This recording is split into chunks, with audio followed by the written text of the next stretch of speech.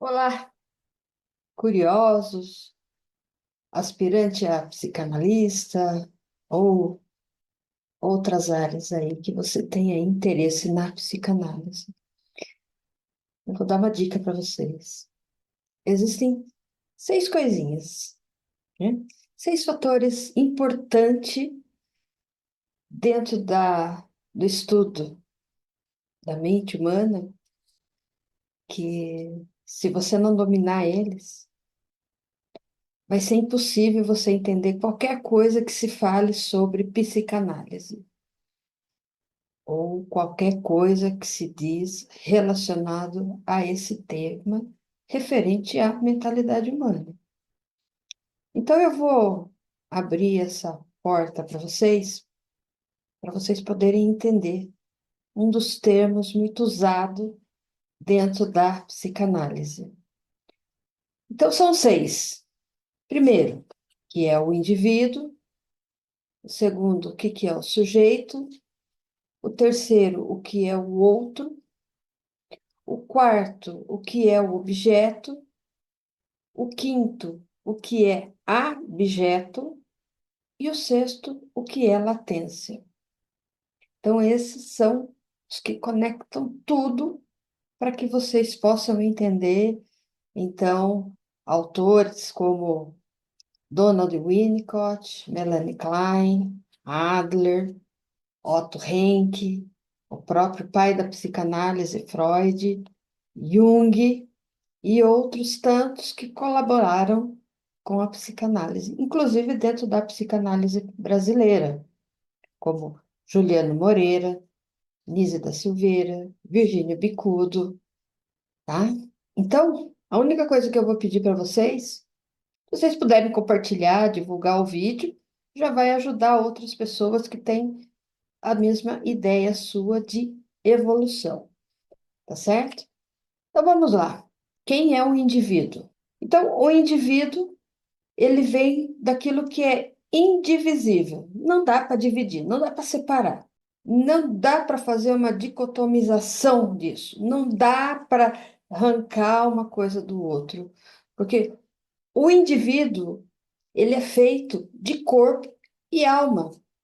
A alma, ela é composta por razão, por emoção, por consciência. A consciência e o espírito são os primeiros na tua vida que você tem desde ali da concepção, porque os fatores genéticos, né, a própria psicogênese já nos informa que tanto o espermatozoide como o óvulo está carregado de informação, onde a gente pode chamar de psicogênese. Então, ali já tem ali a informação do seu indivíduo formado com as informações paterna e materna, não só deles, mas também de todos que antecederam a eles, seus avós, seus bisavós, vem toda essa informação, tá? Então, esse é o indivíduo. Então, dentro da filosofia, o conceito de indivíduo, ele é profundo, ele é multifacetado, e ele atravessa séculos e séculos de reflexão. Ela não é apenas uma pessoa, mas um ser único, um indivíduo com identidade própria. Mas o interessante é que essa identidade própria foi dada pelo outro, foi dado pela cultura, foi dado pelas crenças. Então você é um indivíduo indivisível, carregado de informações que são de outras pessoas. A consciência e liberdade, né, vem ali uma definição que pode se variar ali conforme o pensador e o contexto histórico da onde você está inserido. Lá na antiguidade, por exemplo, Sócrates, Platão, Aristóteles, por exemplo, Sócrates ele viu o indivíduo como alguém que deve buscar o autoconhecimento. Tanto é que é célebre aquela mensagem dele: conhece-te a ti mesmo. Porém, Platão, ele acreditava que o indivíduo ele possui uma alma dividida em razão, vontade e desejo.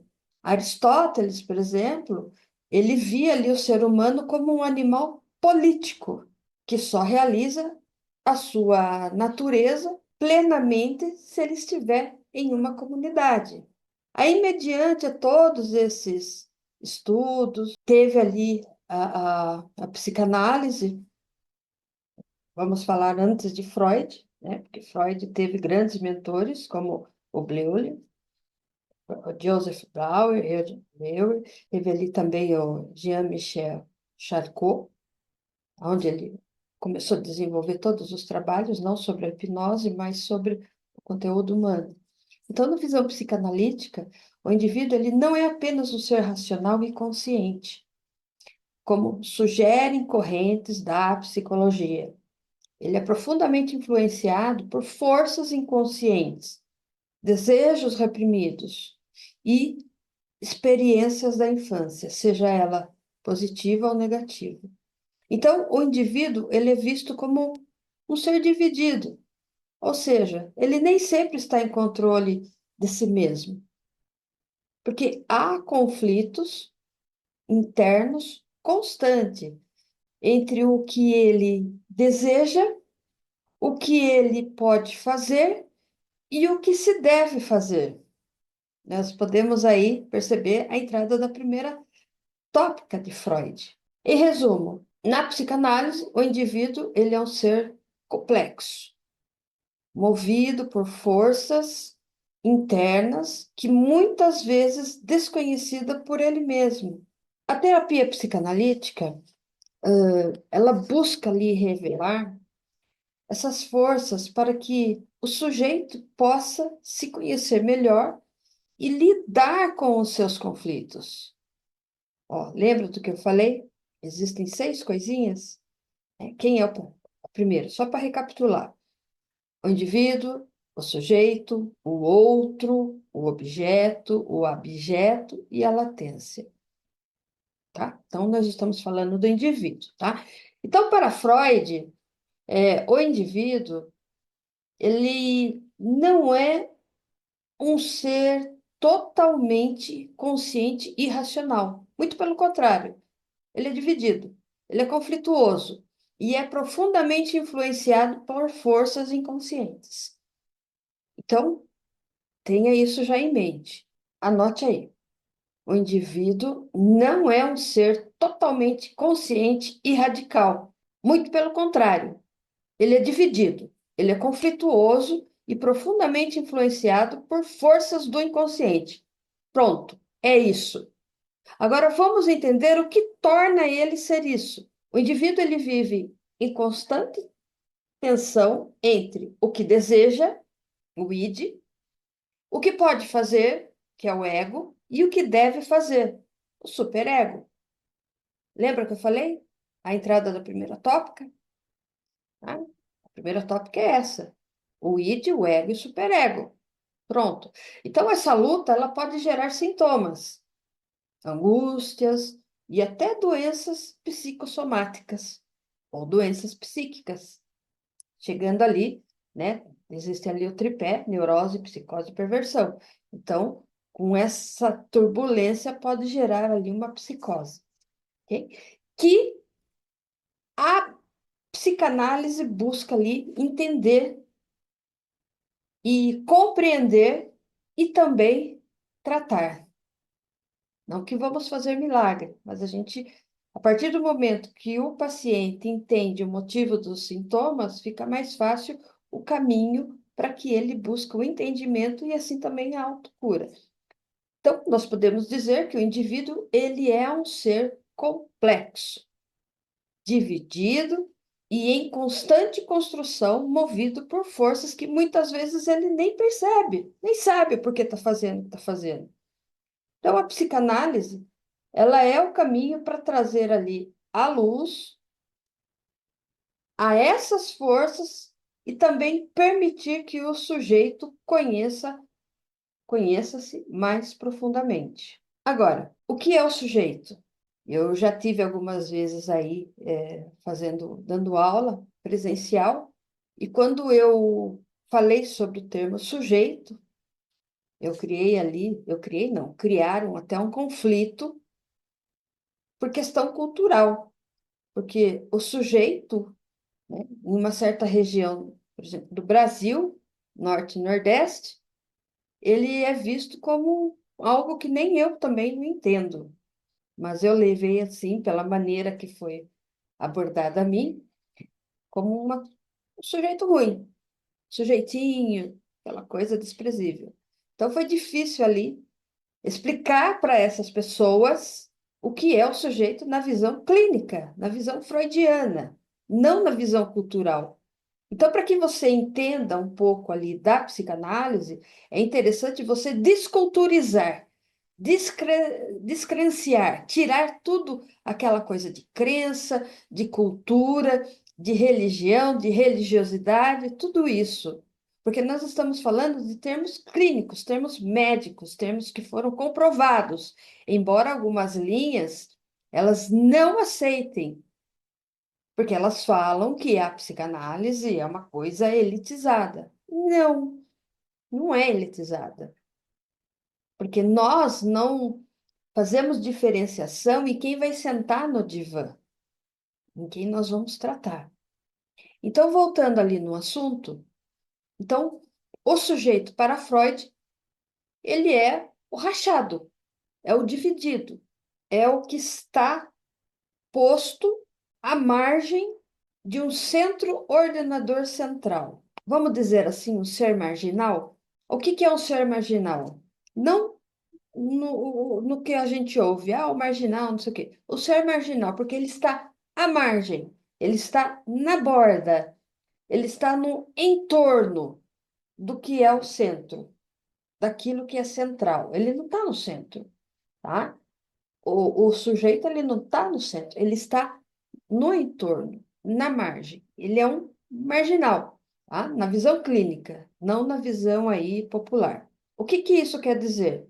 Ele está ali caracterizado por um descentramento radical, que é onde, para Freud, os processos de atividades mentais, eles não se ordenam em torno da função da consciência.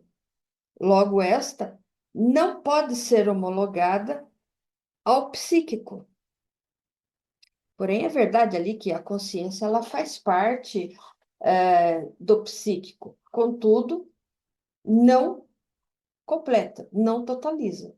Então, o Freud ele introduziu ali a concepção de uma ordem, de um sistema que foi ali perfeitamente capaz de instituir e elaborar pensamentos que subsidem a esta margem de consciência. E esse sistema não é outro senão o próprio inconsciente. Então, Freud, ele infringe ao homem o terceiro grande golpe que foi ali capaz de abalar o seu narcisismo, colocando em pauta a existência do sujeito de processos, de pensamentos que, ao produzirem essa margem da consciência, eles são regidos por leis lógicas, que diferem daquelas que reagem aos processos racionais conscientes de pensamentos. Ou seja, a consciência imediata e direta desta proposição, segundo a qual o consciente pensa, é o fato de que o estado de cisão psíquica ao qual o sujeito está ali atrelado, ele não constitui uma contingência desafortunada. Então, o sujeito, ele não é um ser totalmente consciente e racional, como se pensava antes dele. Ao contrário ali do Freud, ele revolucionou essa ideia de sujeito ao introduzir o inconsciente como parte fundamental da psique humana. E quais são as principais características desse sujeito freudiano? Ou seja, ele é dividido entre consciente e inconsciente.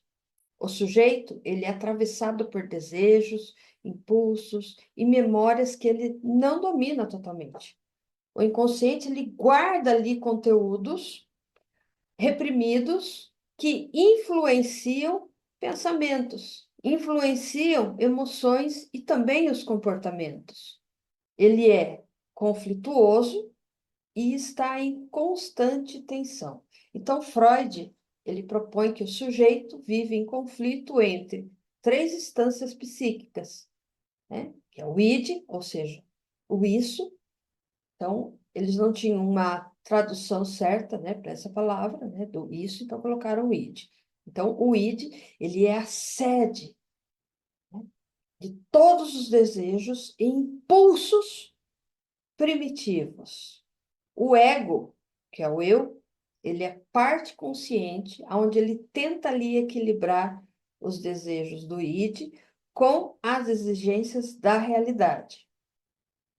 E tem ali também o superego, ou seja, o super-eu, que ele representa ali a moral, as normas sociais e a consciência e também a ética. Então, esse sujeito, ele é marcado pela repressão, porque muitos desejos e traumas são reprimidos pelo ego e são empurrados ali para o inconsciente, mas eles continuam agindo de uma forma indireta. Por exemplo, através dos sonhos, lapsos de linguagens, atos falhos ou sintomas neuróticos. Ele é ali constituído pela linguagem e pela cultura. Embora Freud ele não tenha usado os termos, por exemplo, da psicanálise lacaniana, ele já apontava ali o sujeito onde ele é moldado pelas experiências sociais, familiares e culturais, principalmente ao que aconteceu ali na infância. Lembra que eu falei com você ali desde o começo? Quem é o sujeito freudiano? Marca aí. Ele é dividido entre o consciente e o inconsciente. Ele é atravessado por desejos, impulsos e memórias, as quais eles não dominam totalmente, ok? Vamos entender quem é o sujeito ali para Jacques Lacan. Para Lacan, o inconsciente ele é estruturado como uma linguagem. O que é uma linguagem? Nós temos a linguagem visual, a linguagem corporal, a linguagem duplo, a linguagem, todo tipo de linguagem. Porque nós não pensamos nas letras, né? Por exemplo, se eu falar um carro, nós não vamos pensar CARRO. Nós vamos ver a figura do carro. Se eu falar uma cor verde, eu não vou pensar na letra VERDE. Na minha imagem já vai vir aquela cor verde. Isso é figura de linguagem, né? Os emojis que hoje usam, né, aí, são figuras de linguagem. Na caverna, na época da caverna também, né? Quem faz expedição e já entrou dentro de uma caverna e viu aquelas figuras, é uma figura de linguagem. Engraçado que nós estamos voltando, né? Com os emojis, né? Então, uma das frases mais famosas de Lacan, onde ele acreditava que o sujeito ele era formado dentro dessa linguagem, ou seja, não existe um sujeito fora da linguagem. Então, o sujeito lacaniano marca aí, é aquele que não existe sujeito fora da linguagem. Por quê? Somos moldados para que aquilo que ouvimos, dizemos ou por aquilo que nos é dito. Então, esse sujeito, ele é dividido entre o que ele pensa e o que ele realmente é. Ou seja, há sempre uma falta, uma incompletude. Lacan sempre falou, né? O sujeito falante, aquela pessoa que fala e nunca quer dizer nada, é um sujeito faltante. Por que nós somos sujeito faltante? Porque falamos demasiadamente coisas que não têm nada a ver com nada. Então, essa divisão, ela ocorre por quê? Porque o sujeito, ele nunca consegue se representar totalmente. Porque há sempre algo que escapa. Dentro disso existem ali três registros fundamentais, aonde Lacan ele organizou, né, aonde esses três registros eles estruturam o sujeito lacaniano, que são ali o RSE, o real, o simbólico e o imaginário, ok? Mas o que que é o real? Então, o real é aquilo que não pode ser simbolizado, aquilo que é impossível de ser dito. É o que escapa à linguagem e o que não pode ser representado. É aquilo que não tem lugar na estrutura da linguagem.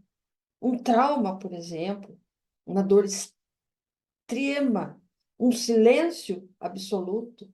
E isso não significa que o real não exista, mas sim que ele não pode ser plenamente capturado por palavras ou imagens. Tanto é que eu posso provar para você. Se você está numa clínica, se você está passando em uma emergência, o, o médico, o enfermeiro que está ali, vai falar assim: qual é o grau da dor? De 1 a 10. Olha só. Ou uma cor, vermelho, né? Se você vai para um atendimento, dependendo o que está, né, a gravidade dos seus sintomas, você vai ter ali o seu nome e uma cor verde, vermelha. Tá entendendo como que é que funciona? O corpo e a dor física intensa, como uma crise de enxaqueca, ou a dor do parto, dor renal, também pode ser vista como manifestações do real. Por mais que tentamos descrever, há um ponto em que a experiência ela ultrapassa totalmente aquilo que pode ser dito. Então, o corpo sofre, mas a linguagem falha. Por isso que são representadas por cores ou número. Agora, dentro do real também existe ali o luto. No luto, eu luto. Eu luto, eu estou lutando contra o luto profundo. Podemos falar que o luto ele pode ser enquadrado ali como um objeto.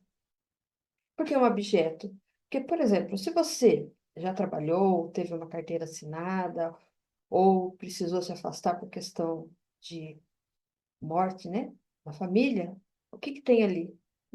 Licença nojo. Então, o nojo, ele é um objeto. Você vai aprender isso aí também, tá? Então, referente ao nojo, ao luto, ou seja, há momentos em que nenhuma palavra consola, nenhuma imagem pode ser representada para substituir aquele vazio, aquele buraco deixado pela ausência, seja da pessoa, seja dos objetos, seja, se você corta o cabelo, teu cabelo comprido e corta, você vai passar por um luto ali porque você não está acostumada com o cabelo curto, ou uma unha comprida, ou alguma coisa, tudo aquilo que você deixa, tudo aquilo que é direto, tirar, tudo aquilo que é tirado. Então, esse buraco, ele é um buraco real. Não é o fato da morte em si, mas o que ela desencadeia no sujeito, ou seja, é aquilo que não pode ser simbolizado. Então, dentro da clínica psicanalítica lacaniana, o real, ele aparece quando o sujeito, ele se depara com algo que não pode ser simbolizado, como essa perda radical, uma angústia sem aquele objeto, ou uma experiência que rompe o sentido. E aí que os sintomas começam a surgir, tentando ali dar uma forma ao que não tem forma. Isso é o real. O simbólico, o que que seria o simbólico? No campo da linguagem das leis, da cultura, da crença, é onde o sujeito ele se inscreve como um ser falante, ou seja, um ser faltante. Aonde nós identificamos isso? No nome próprio, nas regras sociais, condutas éticas, linguagens. Então, quando você, por exemplo, recebe um nome, você imediatamente já está inscrito no registro simbólico. Você é o simbólico. Teu nome é simbólico. E esse nome, ele não é apenas uma etiqueta, ela pode ser localizada na cultura, na genealogia, na linguagem. Ele te permite ser chamado, ele te permite ser reconhecido, ser diferenciado. Mas não foi você que deu esse nome para você, foram outras pessoas. Então, se a pessoa, por exemplo, me chama Valquíria, eu falo, opa, isso é comigo, sou eu, esse sou eu, tá? Então, isso é o simbólico, que dá lugar a não apenas como o meu nome, mas que esse nome relaciona a eu, a essa pessoa que está aqui. Tá? Agora, a outra, né, o registro, o último ali, que é o do Lacan, que é o imaginário. O imaginário, ele ali, né, é o campo das imagens, das identificações, é ali o local do ego. É onde o sujeito ele constrói ilusões sobre si mesmo. É o reino das imagens, é o reino das identificações, é o reino das ilusões do ego. Onde que a gente acha isso na atualidade? Nas mídias sociais, né? Eu sou isso, eu sou aquilo, mas eu estou escondendo, eu estou jogando na areia alguma coisa que o outro falou que eu não merecia. Então, eu preciso desse imaginário para eu. Mas eu tenho ali uma figura, não no meu rosto, não na minha foto, mas uma imagem, que eu trago aquilo como uma representação, como um arquétipo, tá? Então, o sujeito, né, esse campo é onde o sujeito se vê como um eu, mas aquele eu coeso. Mas essa unidade, ela é uma ficção, é uma montagem, é o espelho. Né? As redes sociais, as aparências, aquilo que o pessoal da rede social dita como imagem, como regra, né? Que você tem que ter um padrão, né? Parece uma caixa de ovo que todo mundo tem que ser igual, né? Então você vê aí como o sujeito sofre, sofre por causa do outro, né? Então, Lacan diz que essa identificação, ela é uma alienação. O que é uma alienação? O que é um alien? O alien é tudo aquilo que é desconhecido. Não tem forma, não tem isso, mas está ali presente. Você, quando, por exemplo, vai comprar um carro, você faz uma alienação desse veículo ali na loja que você comprou. Tudo está sendo alienado. Então, o sujeito, ele passa a se ver a partir de uma imagem que não é dele, mas que ele acredita ser. Então, cuidado com aquilo que você ouve, ou cuidado com as pessoas que estão ditando regras, normas, educação. Você tem que ser mais do que isso. Você tem que sair desse ego ideal, você tem que sair desse imaginário. Você tem que buscar por conta própria as informações, mas de fontes fidedignas, não de suposições, não de suposto saber. Se eu quero saber sobre psicanálise, eu vou comprar ali N livros de pessoas que realmente estudaram. E você vê, por exemplo, no ramo da medicina, da psicologia, da psicanálise, tudo quanto é ramo, filosofia, nós vamos sempre estar em diálogo com alguém do passado, porque eles já tiveram essas ideias, os quais nós utilizamos hoje, o qual funciona.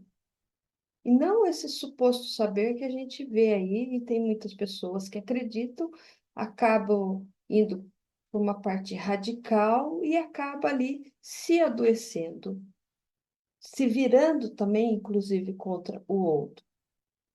Então, o imaginário na clínica contemporânea, nós vemos ali como um fator de adoecimento em massa redes sociais, notícias, jornais. Ali nas redes sociais, eu vou construir ali um perfil perfeito, cheio de imagens idealizadas, daquilo que eu gostaria que fosse, mas não é. Aonde pode se identificar ali com esse eu virtual, acreditando que é aquilo, o bonito, o bem-sucedido, o desejado. Mas essa imagem, ela é totalmente imaginária, enganosa, mentirosa. Então, o sujeito, ele sofre quando a realidade não corresponde com aquilo que é ideal. Então, o sujeito, para Lacan, ele está dentro do RSI, do real, do simbólico e do imaginário. E há uma coisa, né, referente da entrada do simbólico, que é quando o sujeito nasce como um ser biológico.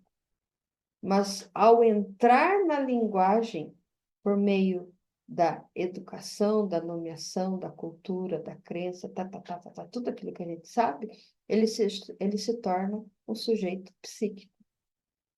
Então, para Lacan, o sujeito, ele é um sujeito psíquico, porque esse processo ele envolve perdas.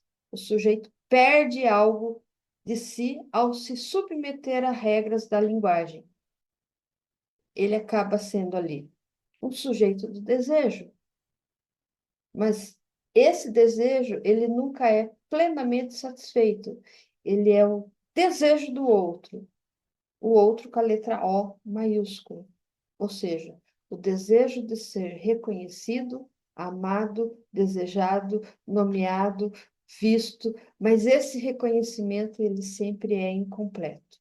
Então, vamos lá fixar quem é o sujeito para Lacan. Ele é um sujeito totalmente psíquico. Vamos lá ver então quem é o outro, né? O outro ali, na visão freudiana. O conceito do outro é aquele que não tem forma sintetizada, como o de Lacan. Mas ele está sempre presente ali em várias dimensões da teoria psicanalítica. O outro, quem é o outro? Podemos ver ali o outro como um objeto, ou seja, desde os primeiros vínculos, o bebê ele se relaciona com figura externa, especialmente a mãe. Ou seja, são investimentos libidinais. Esse outro, ele é fonte de satisfação, mas também de frustração. O Freud mostra que o amor ao outro é muitas vezes uma idealização, onde nós projetamos nele os nossos próprios desejos, as nossas próprias fantasias. Tem um outro item também referente ao outro como um espelho narcísico, que Freud ele escreveu muito bem ali no texto, no livro de 1914, quando ele escreveu sobre o narcisismo. Então ele mostra que o eu, ele se constitui também a partir da relação com o outro.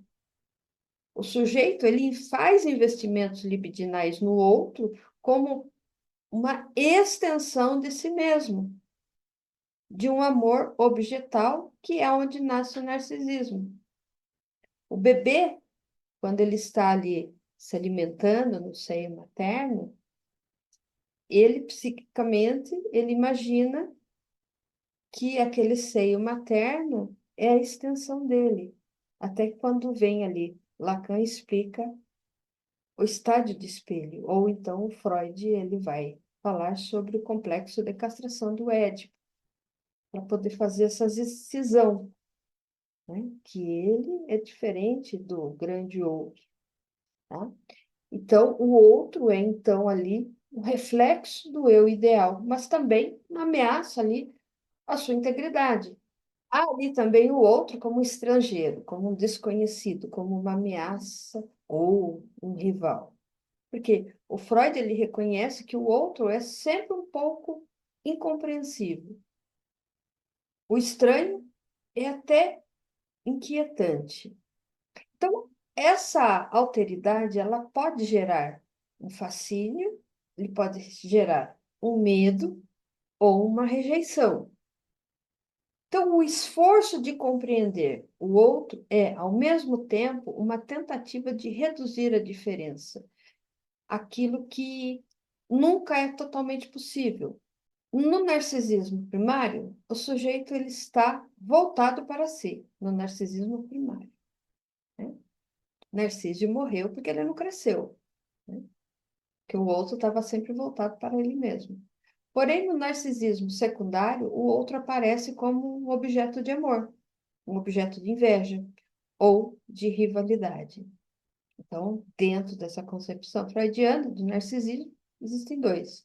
O primeiro, né, narcisismo primário, que o sujeito está sempre voltado para si, e ali no segundo, né, narcisismo secundário, o outro aparece como objeto de amor, de inveja ou de rivalidade. Um exemplo clínico, vamos falar sobre os ciúmes. Imagine que um paciente que sofre intensamente com ciúmes. O que Freud diria sobre isso? Que Freud explica, né? Que esse sofrimento ele revela a presença do outro desejante, alguém que pode tirar dele o objeto amado.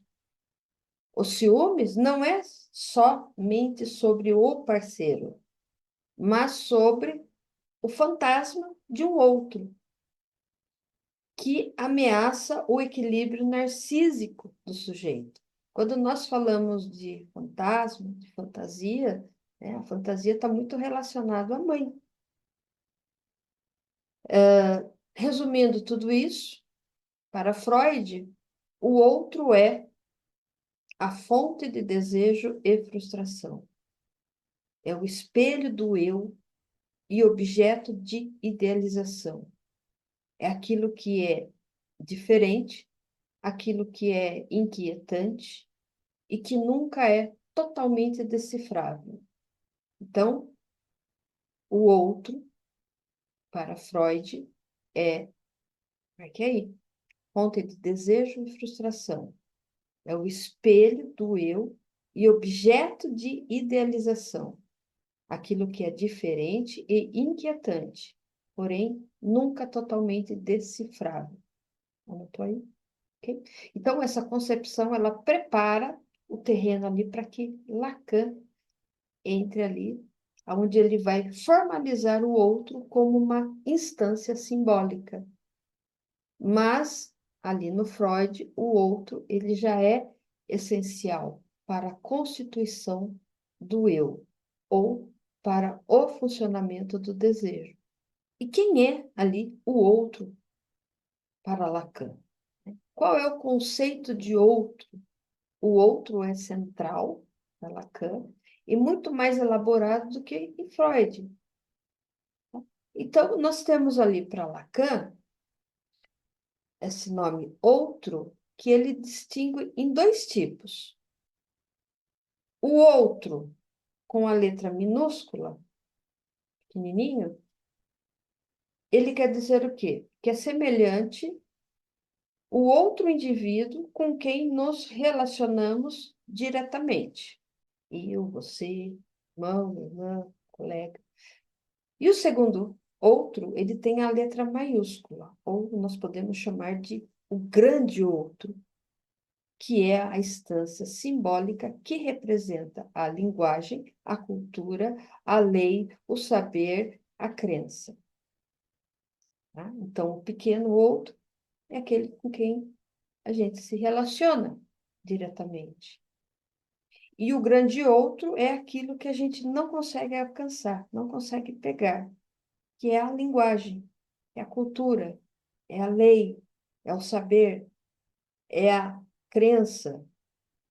Essa é a diferença do pequeno outro e o grande outro.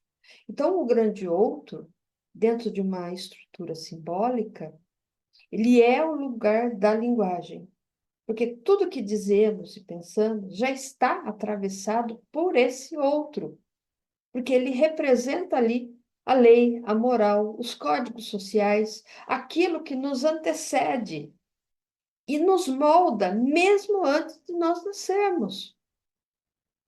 Ele é também o lugar do saber quando falamos e como se nos dirigíssemos ao outro esperando que ele nos compreenda, que ele nos valide, que ele nos ame, que ele nos respeite. Há ali também o outro e o sujeito do suposto saber. Por exemplo, na clínica, o analista ele ocupa o lugar do outro, o pequeno outro, mas também, ao mesmo tempo, o grande outro. Por que o pequeno outro? Porque eu vou estar ali, acessível com o paciente. E por que o grande outro? Porque eu tenho informações, conhecimentos e saberes aonde eu posso alcançar o meu paciente, mas o paciente não consegue alcançar. Então, o suposto saber é aquele que supostamente sabe algo sobre o sujeito que está ali. E essa suposição é o que ativa ali a transferência, ou seja, o vínculo afetivo e simbólico entre analisando e analista, através do pequeno outro.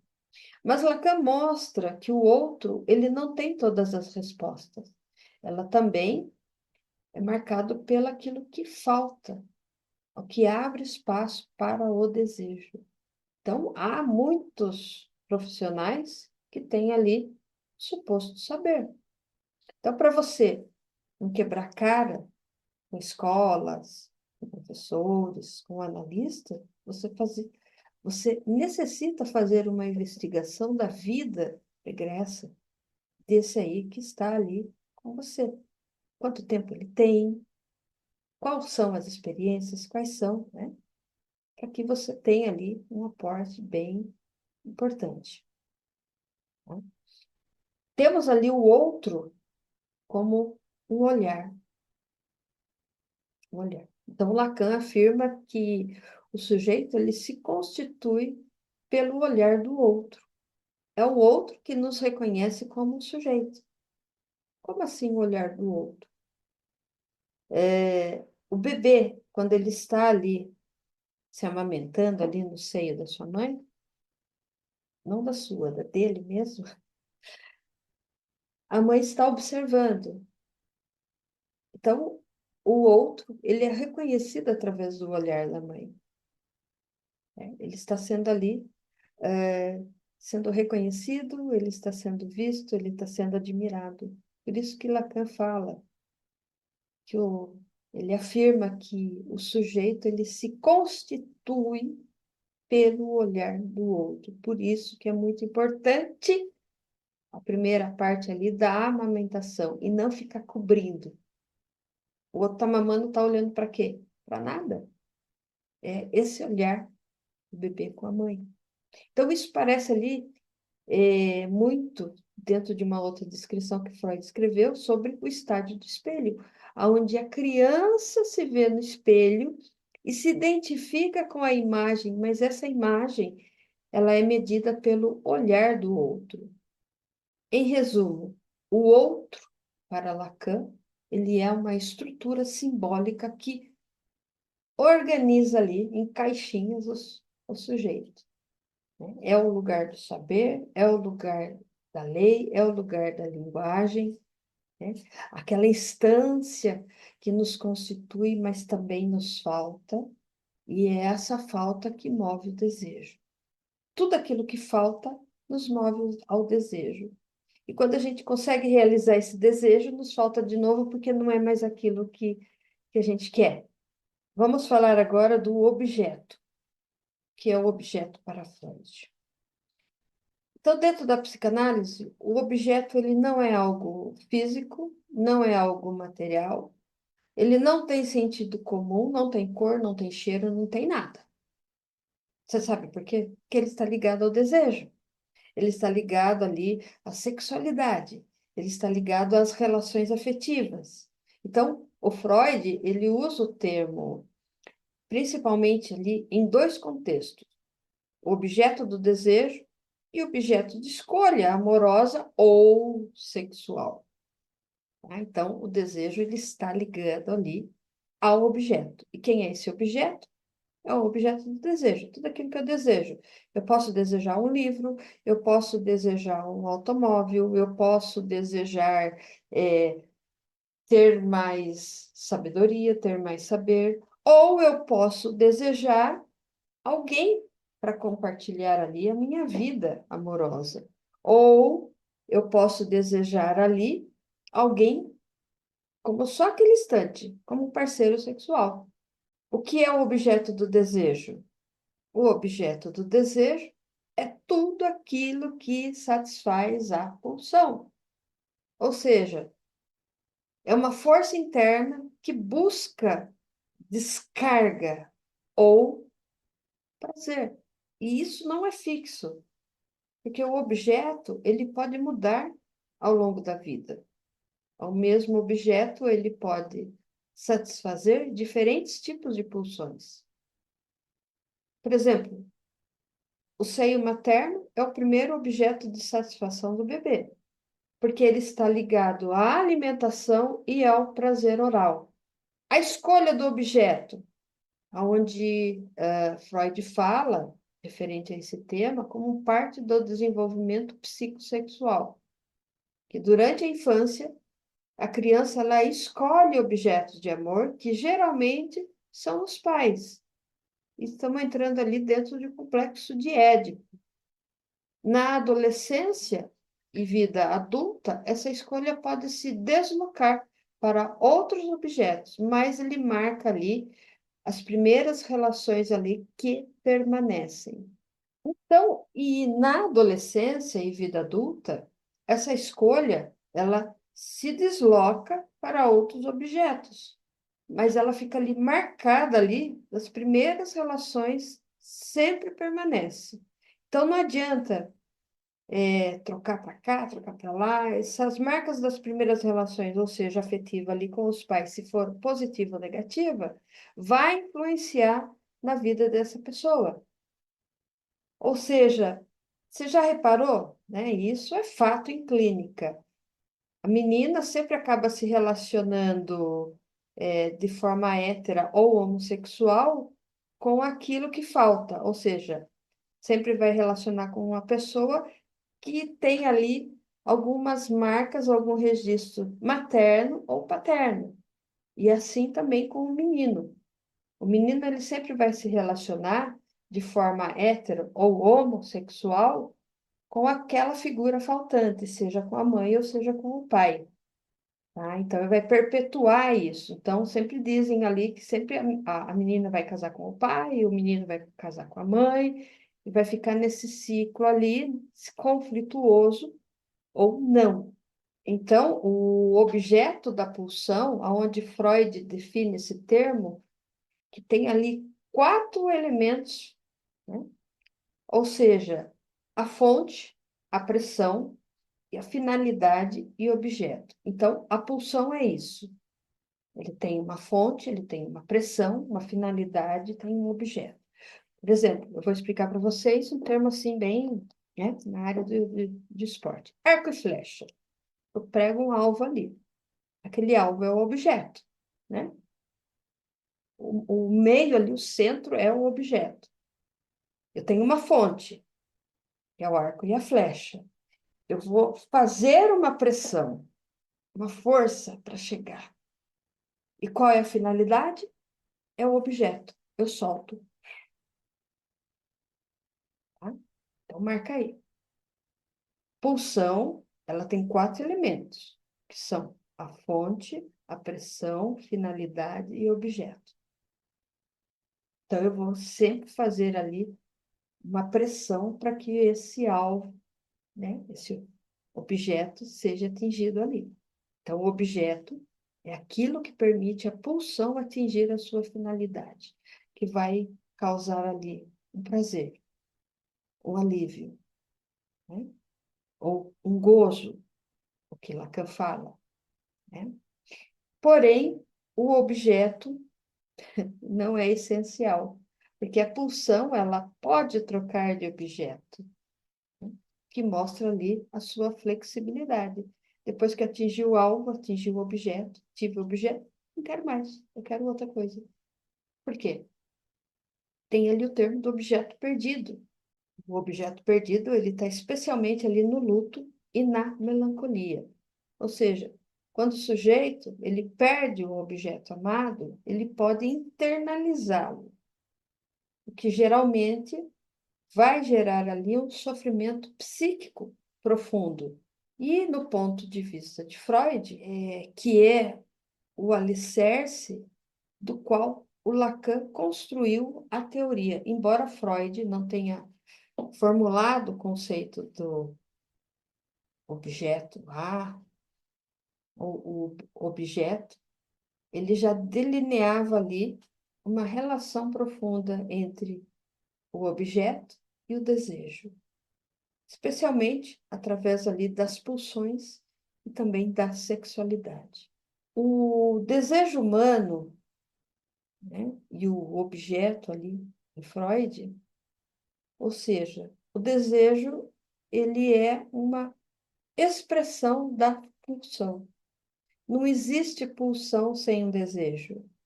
Então, como que eu ativo a minha pulsão? Através de um desejo. Se eu não tenho um desejo, vamos dizer assim, que eu sou uma pessoa morta, porque eu não exerço a minha pulsão. Está parado, está quieto. Então, o desejo, ele é a manifestação psíquica da pulsão. É uma força interna que busca a satisfação. O objeto é aquilo que permite a pulsão atingir uma finalidade, que é o prazer, que é o alívio da tensão, que é o estado de tranquilidade. Tá? Então, eu não posso ser ali uma pessoa sem um desejo. Se eu não tenho desejo, não tenho pulsão, então eu sou uma pessoa, eu sou uma pessoa, sou uma pessoa. Estou só exercendo o a função de sobreviver e não de viver. Mas temos que saber que o objeto ele não é fixo e ele pode ser substituído, ele pode ser deslocado ou até imaginado. Então, o desenvolvimento psicossexual e a escolha ali do objeto, Freud ele propõe que o desejo humano ele se forma ao longo dos estágios que nós passamos.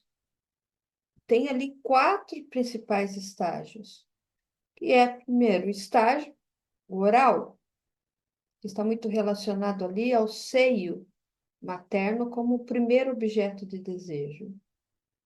O segundo é o anal, ou seja, as fezes, e controle como fonte de prazer, né? O controlador, o mesquinho, né? Sovina. Nós temos aí o terceiro, que é o fálico, que está relacionado ao edípico, né? Então, tem ali os pais como objeto de amor e rivalidade. O fálico, exibicionista, né? Que gosta de se mostrar, de se aparecer, porque teve alguma situação não tão positiva no complexo de castração edipiana, castração do Édipo. E o quarto, nós temos ali a latência e genitalidade, ou seja, o deslocamento do desejo para outros objetos socialmente aceitos. Então, nós podemos incluir aqui, se são socialmente aceitos, o mecanismo de defesa, a sublimação. Eu tenho alguma questão que eu posso fazer esse deslocamento para esse mecanismo de defesa, que é a sublimação, né? Eu posso me destacar dentro da psicanálise, da medicina, do direito, eu posso fazer algo que é socialmente positivo, né, para a sociedade. Então, a escolha do objeto, ela é marcada pelas primeiras experiências afetivas, especialmente com os pais.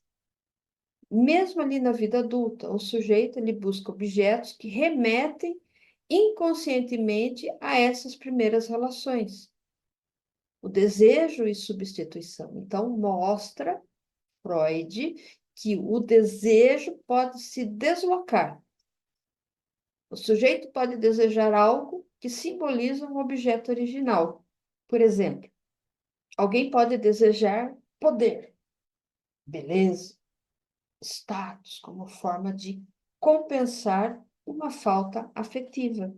O objeto perdido e o luto, né? Nós sabemos ali que quando o sujeito ele perde o objeto amado, ele tem por internalizar, como no luto ou na melancolia.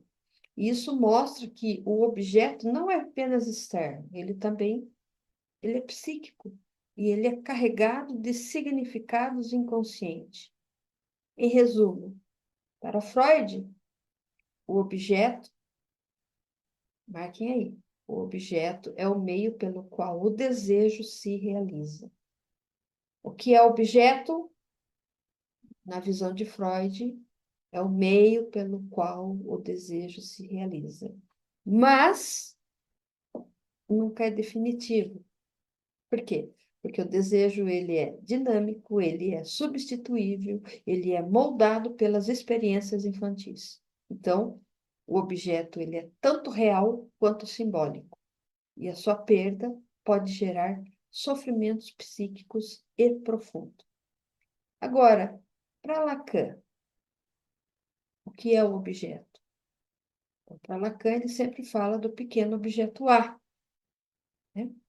Lacan usava muita matemática dentro da psicanálise, tanto é que tem os matemas, né?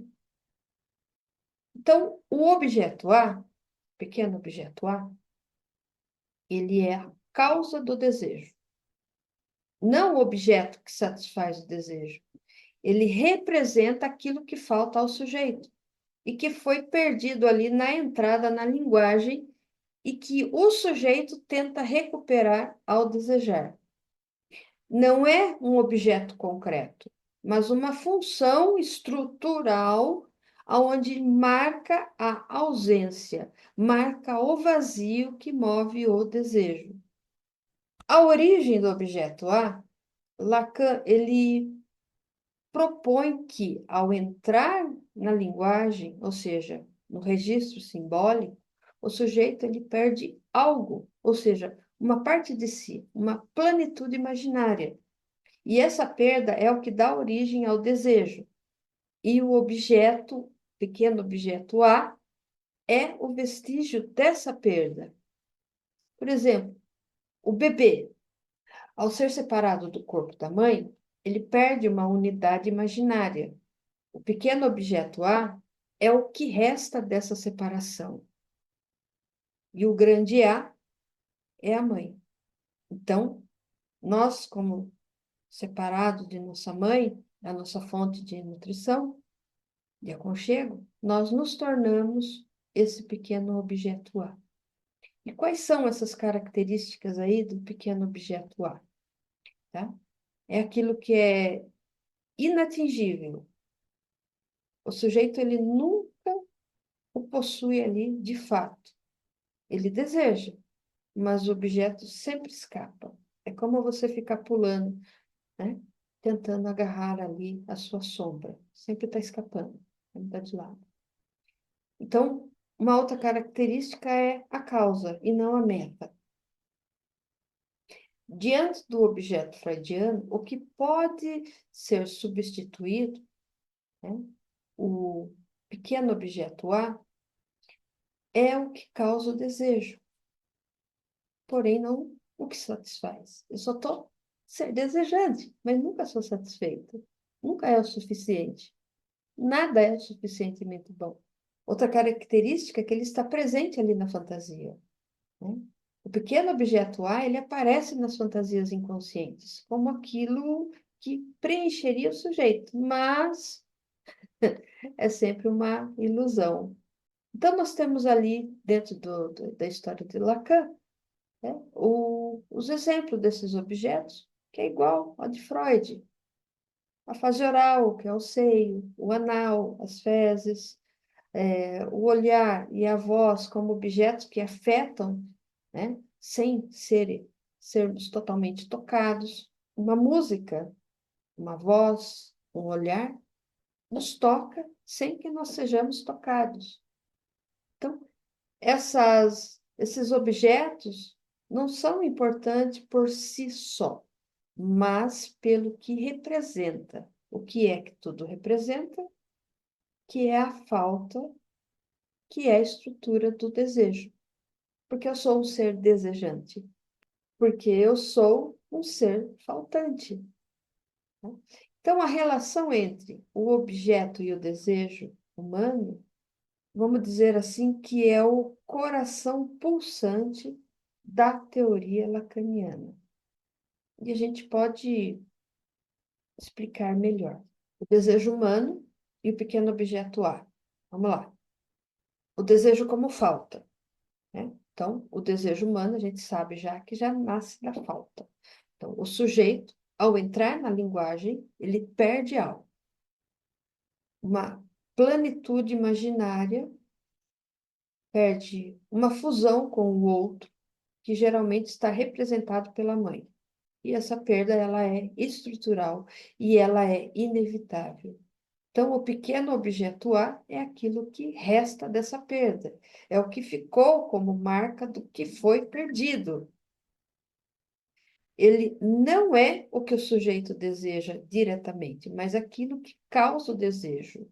É o motor, porém não é o destino. O desejo, ele nunca é plenamente satisfeito, porque o desejo humano, ele é metonímico. Ele se desloca de objeto em objeto. Ele nunca se satisfaz completamente. Que é por isso que o pequeno objeto A, ele é irrepresentável.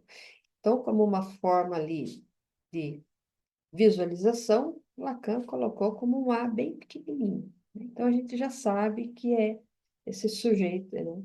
A gente já sabe que é esse esse sujeitinho aí que está, né, para lá, para cá. Então, ele não pode ser capturado por nenhum objeto real, né? Vamos pegar ali o demoninho Taz, né? Do desenho Taz. Então, e por isso, né? Tem esse nome aí de pequeno objeto A.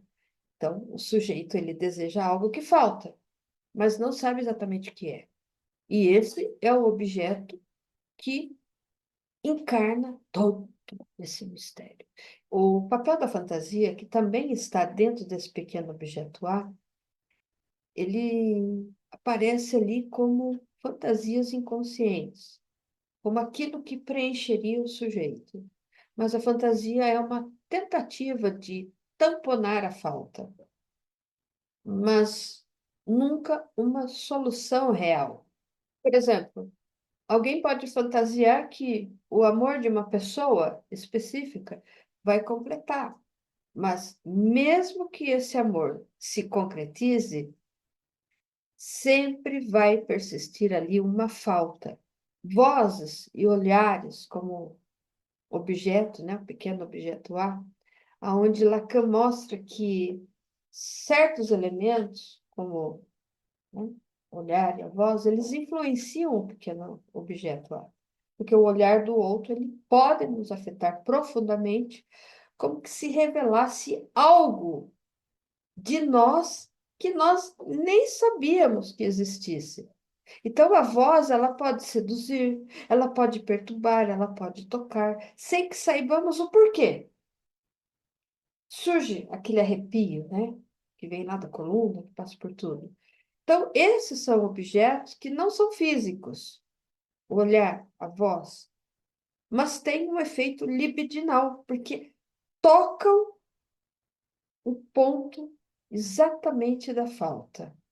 E agora, vamos falar sobre o abjeto, tá? Então, abjeto é aquilo que ameaça o eu. O abjeto é tudo aquilo que o sujeito rejeita violentamente, mas que, ao mesmo tempo, faz parte dele. É o que perturba a identidade, é o que está entre o eu e o não eu. Então, Freud, ele toca nisso quando fala do nojo, da repressão e do estranho familiar. Por exemplo, nojo, repressão e estranho familiar. Vamos lá, vamos a um exemplo ali. Fezes do sangue cadáver. Então, o Freud observou esses certos objetos como fezes ou cadáveres, aquilo que provoca repulsa, mas também provoca fascínio inconsciente. São elementos que o sujeito ele expulsa para se constituir como limpo, como civilizado, eu.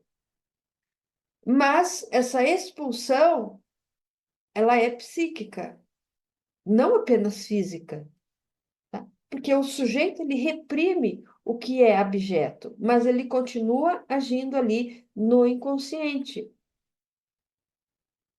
Né? Tem muitas pessoas que não gostam, por exemplo, de ver um cadáver, de ir ao cemitério, não gosta de ver sangue, vai tirar sangue e desmaia. Olha, fezes como aquilo, né? Coisa nojenta.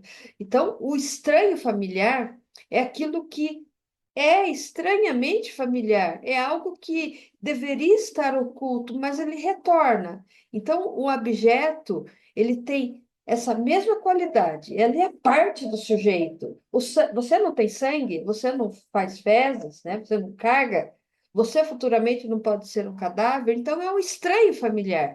Isso é um abjeto, é aquilo que a gente rejeita. Então, mas parece ali como uma ameaça externa. Ai, tem medo de sangue. Ai, não gosto das fezes, não gosto de cadáver. Então, por exemplo, um sonho como um corpo, por exemplo, mutilado, que enxerga partes, né, do corpo, ele pode causar uma repulsa, mas também revela desejos reprimidos.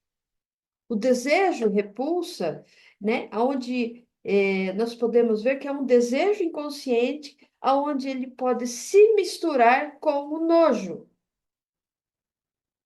Conde de Sades, você já ouviu falar? Que deu origem ao nome de sadismo. Ele tinha prazer de ver as pessoas, uma lamear a outra com merda e depois praticar o sexo. Olha lá, é a mistura com o nojo. É isso que vem ali. E sem dizer outras barbaridades, que está dentro do sadismo. Isso daí é o quê? Dentro da olhar da psicanálise, isso é perversão. Porque nós não temos neurose, psicose, perversão. Então ele teve ali um upgrade. Sadismo, masoquismo, perversão. Isso é uma perversão. Nesse caso, o sujeito pode desejar conscientemente tudo aquilo que considera repulsivo, e isso aparece em sintomas como fantasias, como lapsos. Em resumo, o objeto, embora não nomeado por Freud, ele é tudo aquilo que o sujeito rejeita para se constituir, mas que retorna como uma ameaça psíquica. Ele está ligado ao recalque, ao nojo, ao estranho familiar e à fragilidade dos limites do eu. Você já ouviu falar aquele termo, o retorno dos recalcados? Ele vem daí, do abjeto. Porque tudo aquilo que é recalcado, ele retorna, queira ou não queira. Não é a lei do retorno. Não é a lei do retorno, porque não estamos desejando nada para ninguém, apenas estamos tirando aquilo que nos causa repulsa. Nós estamos recalcando. Então, a lei do recalcado, ele está dentro da visão do abjeto, porque ele está ali dentro dessa fragilidade dos limites do eu. Para Lacan, o que é o objeto? Ele também está estruturado na linguagem, no registro simbólico. O objeto ele pode ser visto como tudo aquilo que escapa à simbolização, algo que vem do real. É o registro do impossível, do que não pode ser dito. Ele perturba o sujeito porque não pode ser integrado a essa linguagem ou a fantasia. Por exemplo, um monstro alienígena, o bicho-papão, né? Ele é um objeto, porque ele não pode ser nomeado ou compreendido. Quando eu falo um bicho, ei bicho, ô bicho, é aquilo que não pode ser integrado, não pode ser nomeado. É coisa, ou isso. Então, não dá para nomear. A sua forma, os seus fluidos físicos, a sua viscose, a sua maneira de se reproduzir, tudo escapa ali dentro dessa linguagem simbólica. É a fantasia, tá? E ele vem do real, no sentido lacaniano, é o que não pode ser representado, o que está fora de linguagem. O alien, o bicho, né? É uma presença. Então, a relação com o pequeno objeto A é o resto da perda, da estrutura do desejo. Ele é causa do desejo, mas também é a marca da falta. O objeto, por outro lado, ele pode ser visto como aquilo que não é assimilável e nem desejável, mas que retorna como uma ameaça, e ambos tocam o ponto onde o sujeito se confronta com o que não pode dominar. Então, dentro do real, tem ali a fonte do objeto, ou seja, é o lugar do trauma, é o lugar do excesso, é o lugar daquilo que não tem forma. O objeto ele pode ser pensado como uma irrupção do real, mas algo que rompe ali a ordem simbólica e confronta o sujeito com aquilo que ele tenta excluir. Por exemplo, um corpo mutilado, né? Muitas pessoas que têm uma mutilação no corpo, né? Ela tem dor, ela tem coceira justamente naquela parte que falta. Ela tem ali uma dor fantasma, olha só, um incômodo fantasma, porque o cérebro dela ainda não conectou à realidade, que aquela parte do corpo não existe mais. Então, por isso que falamos que é uma dor fantasma. Outra coisa que está ligada ao objeto, né? Uma cena de horror. Você está assistindo um filme, aí você vê uma cena de horror, né? Já fica na memória. Ou até mesmo um ato falho que revela ali um desejo que está recalcado, machista. Então, tudo isso pode ser ali o efeito abjeto. Ou seja, a formação do eu e a exclusão do objeto. Como que isso acontece? Na fase do estágio do espelho, quando o sujeito ele se identifica com uma imagem ideal de si, o que não se encaixa nessa imagem. Às vezes pode ser aquilo que é sujo, aquilo que é caótico, aquilo que não tem forma, então ele é rejeitado. Ele acaba se tornando um objeto. Então, essa exclusão, ela é necessária para o sujeito se constituir, mas o objeto ele retorna ali como uma ameaça. Em resumo, na visão de Lacan, né? O abjeto é aquilo que escapa à linguagem, é aquilo que perturba o eu, porém ele vem do real. Ele é o que o sujeito rejeita para se constituir, mas que retorna em excesso, como um trauma, como algo que é indizível. Agora vamos lá para o último, né? Que é a latência. Ela é um período do desenvolvimento infantil que ocorre aproximadamente entre os 6 e 12 anos de idade. Então, é como que se fosse ali uma pausa estratégica no turbilhão emocional das fases anteriores, especialmente ali após o complexo de Édipo. Então, é, a gente fala ali da fase da latência. Ele é um recalque ali individual. Ele ali é um recalque da libido, ou seja, que a libido é uma energia sexual, a libido. Quando ela é reprimida, ela é redirecionada para atividades intelectuais, sociais, culturais. Podemos usar isso como sublimação, que é um mecanismo de defesa.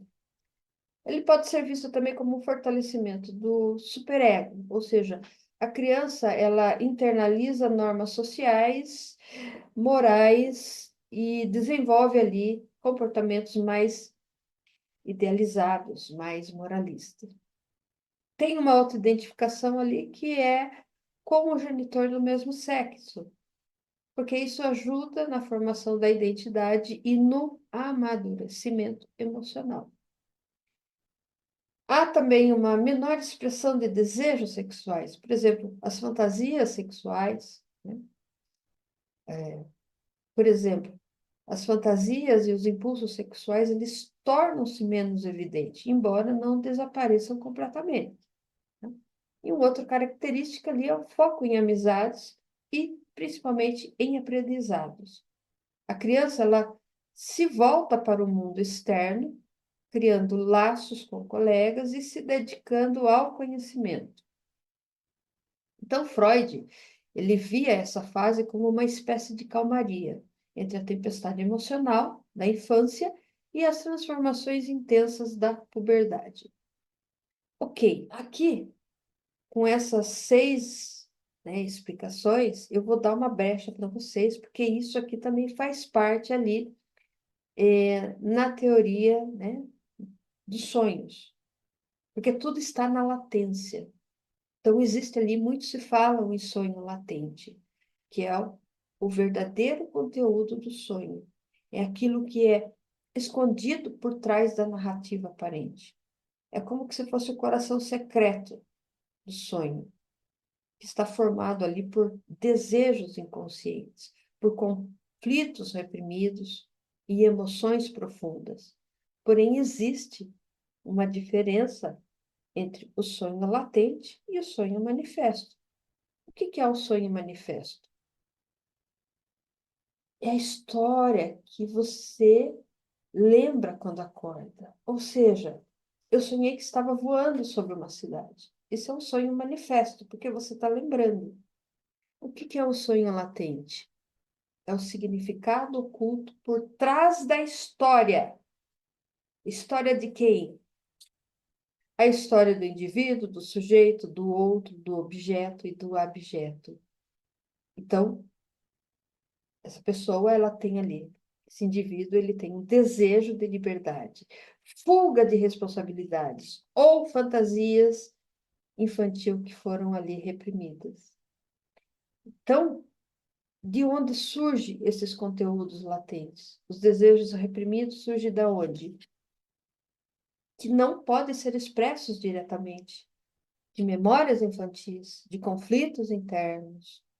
Então, eles são transformados ali em imagens simbólicas por meio de mecanismos como condensação ou deslocamento. O que é condensação? Sabe aquelas latas de leite condensado, que é tudo condensado numa lata? Mas eu vou te explicar. Condensação são vários significados que se fundem num único símbolo. Vamos pôr tudo dentro de uma lata de leite condensado. E o deslocamento, que é a emoção, é a transferência para algo menos ameaçador. Então, tá aqui, tá me ameaçando, eu vou pôr para cá, né? As doenças, elas não nascem no emocional. Por exemplo, estou com dor de garganta, né? Antes de dar dor de garganta, me deu uma febre. A partir do momento que eu descubro, ela tá aqui na garganta, mas à medida que ela vai se arando, ela vai passando por outros lugares. Então, olha para você ver como é incrível. Na psicanálise clínica, o trabalho de nós analistas é justamente decifrar esses conteúdos latentes por meio de associação livres. Nós precisamos saber quem são esse indivíduo, o que é o sujeito, o que é o outro, o que é o objeto, o que é o objeto, o que é latente, para que assim a gente possa ler os símbolos, fazer essas interpretações, tá? Então, se você gostou dessa explicação, eu peço para que você curta, para que você compartilhe, para que você apresente esse conteúdo, ou se quiser falar comigo, tem todas as informações aqui embaixo. Se você também estiver interessado aí de fazer o curso, fale aqui comigo. Fica bem. Até a próxima.